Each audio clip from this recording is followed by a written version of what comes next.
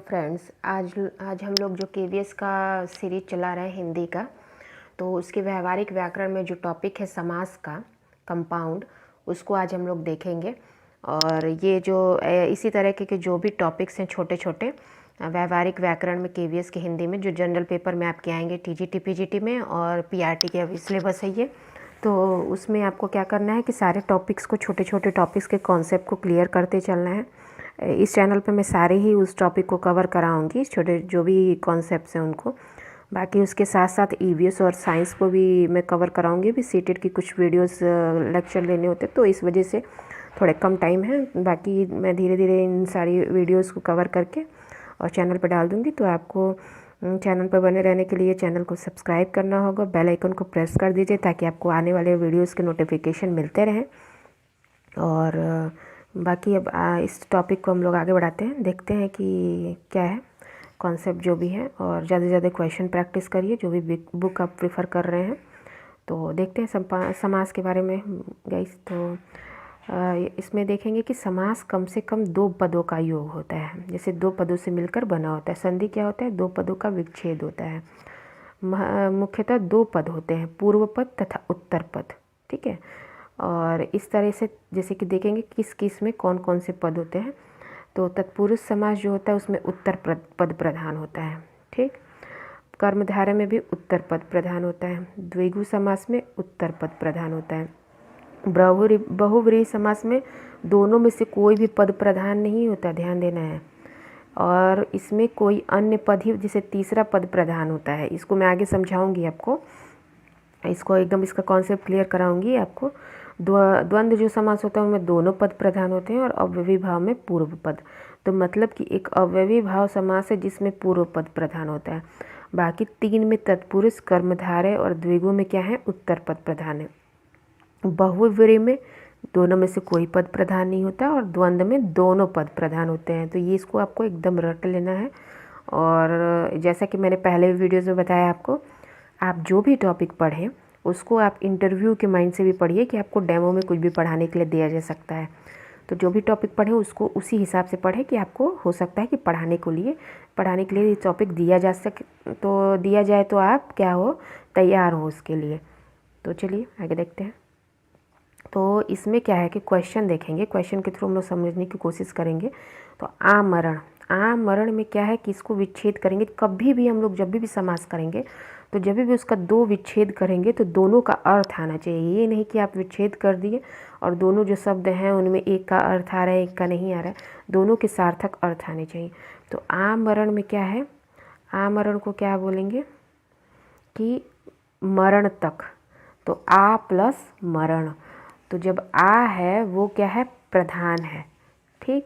तो प्रथम पद प्रधान जिसमें होता है वो क्या होता है? अव्ययी भाव समास। तो इस तरह से आमरण जो होगा अव्ययी भाव समास होगा। अब आगे देखेंगे चक्रपाणी का क्या मतलब, इसमें कौन सा समास होगा? तो इसमें क्या देखेंगे, चक्रपाणी क्या, जैसे कि जिसके जो हाथ है, हाथ के उंगलियों में चक्र हो, तो ऐसा कौन है? विष्णु भगवान। तो विष्णु भगवान जो हैं चक्रपाणी, उनको नाम से जाना जाता है। तो इस तरीके से चक्रपाणी, तो इसका कोई विच्छेद नहीं हुआ और इसका कोई अर्थ भी नहीं निकला, इसमें कोई प्रधान भी नहीं है विच्छेद करने पे। तो इसमें तीसरा पद मतलब विष्णु भगवान जो हैं वो प्रधान हुए। तो इसमें क्या होगा? बहुव्रीहि समास। बहुव्रीहि समास में क्या था? दोनों पद प्रधान नहीं थे। अव्ययी भाव में प्रथम पद, तत्पुरुष में उत्तर पद, कर्मधारय में उत्तर पद। अब देखिए कर्मधारय और बहुव्रीहि में कभी कभी कन्फ्यूजन हो जाता है। कर्मधारय जो है वो विशेषता बताता है, ठीक है, लेकिन बहुव्रीहि जो है उसमें क्या होता है? कोई तीसरा पद प्रधान होता है, इसमें भी विशेषता बताया जाता है। जैसे जब आगे के देखिए एग्जाम्पल में समझते हैं हम लोग, जैसे कि मृगनयनी। तो मृगनयनी, तो मृग जैसा किसका नयन हो, तो ये क्या है? विशेषता बताई जा रही है यहाँ पे, ठीक है। तो किसी की भी मतलब नेत्र जो है, नयन है, उसकी विशेषता। तो ये क्या होगा? कर्मधारय। कर्मधारय में हमेशा क्या होता है? विशेषता बताया जाता है। और इसमें उत्तर पद प्रधान भी होता है, तो नयन उत्तर पद प्रधान है। तत्पुरुष समास का सही उदाहरण, तत्पुरुष समास में क्या होता है? उत्तर पद प्रधान होता है। तो इसमें त्रिभुवन में 3, जैसे द्विगु समास होता है संख्यात्मक होता है। घर घर ये तो होगा नहीं। बेखटेक ये भी नहीं होगा। तुलसी कृत मतलब कि तुलसी द्वारा कृत, मतलब तुलसी द्वारा क्या कृत है अभी ये आप लोग बताइए कमेंट बॉक्स में। लेकिन तुलसी द्वारा कृत मतलब इसमें किया गया तो मतलब बनाया गया, तो वो कृत जो है उत्तर पर जो है प्रधान है, तो इसमें तुलसी कृत जो है वो आपका हो जाएगा तत्पुरुष समास।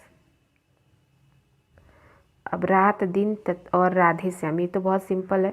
ये क्या होगा आपका, बीच में योजक चिन्ह लगा है और रात दिन राधे श्याम 2 अलग अलग शब्द हैं, तो ये आपका क्या हो जाएगा द्वंद्व समास। नीलकंठ, नीला है जो कंठ, तो इसमें क्या है, इसमें 2 तरह से कन्फ्यूजन हो सकते हैं। एक तो जैसे देखिए नीला है जिसका कंठ, तो शंकर भगवान, तो उस कंडीशन में क्या होता है बहुव्रीहि। लेकिन यहाँ क्या बोला है, नीला है जो कंठ, जैसे किसी का कंठ है वो नीला है, तो ये विशेषता बता रही जा रही है कंठ की विशेषता, तो इसलिए क्या होगा कर्मधारय समास। ठीक है गाइस, क्लियर हुआ। अब देखेंगे अगला, दोपहर और सप्ताह। अभी बताया मैंने संख्यात्मक होता है किसमें, द्विगु समास में। तो दोपहर 2, सप्ताह 7, तो इस तरह की संख्या हो रही है, तो इसलिए ये क्या होगा द्विगु समास। अब बहुव्रीहि समास का सही उदाहरण पूछा है, तो कमल नयन, ये भी तो नयन की विशेषता कमल जैसी बता रहा है, तो कर्मधारय होगा। महात्मा कौन है, महात्मा ये तो पता नहीं है, महात्मा किसी को भी कह सकते हैं हम लोग। तो पीताम्बर, तो पीताम्बर एक ही इंसान को कहा जाता है, किसको, विष्णु भगवान को, तो क्या होगा पीताम्बर विष्णु भगवान, तो ये आपका बहुव्रीहि समास होगा। अब स्वर्ग प्राप्त, आशातीत, रेखांकित और मनचाहा, तो ये सब क्या है, इसमें स्वर्ग को प्राप्त, तो क्या होगा, स्वर्ग जो है प्रधान है, ठीक, प्रथम पद प्रधान है, तो ये क्या होगा आपका अव्ययी भाव समास हो जाएगा,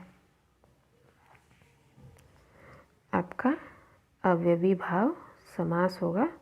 ये स्वर्ग प्राप्त, आशातीत और रेखांकित, मतलब रेखांकित और मनचाहा, ये सब क्या होगा अव्ययी भाव समास।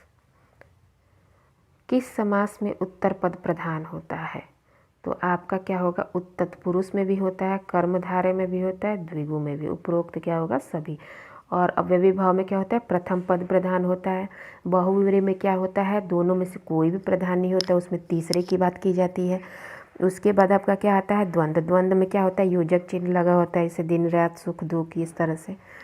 तो गाइज ये हो गए आज का आपका समास का टॉपिक कवर। आप इससे क्या होगा, आपके बेसिक तो कंप्लीट हो ही गए, अब इसमें क्या है आपको इससे ज़्यादा क्वेश्चन लगाने हैं, डाउट क्लियर करने हैं अपने।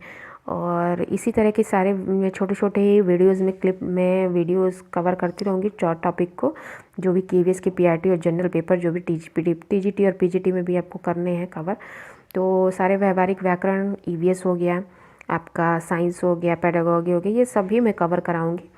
थोड़ा टाइम कम है, इस वजह से वीडियोस पूरे नहीं हो पाते हैं, मतलब सारे ज़्यादा वीडियोस मैं कवर नहीं कर पाती, पर जितना भी टाइम है उसमें ज़्यादा से ज़्यादा कोशिश करूँगी कि आप लोग के टॉपिक जो है वो क्लियर कराते रहूँ, कम समय में रिवीजन होता रहे आप लोग का। और अपनी तैयारी रखिए, शुरू रखिए, 3 महीने बीतने में टाइम नहीं लगेंगे, 3 महीने में ही आपके एग्ज़ाम होंगे, तो आप अपनी तैयारी करते रहिए। चलिए guys, thank you for watching.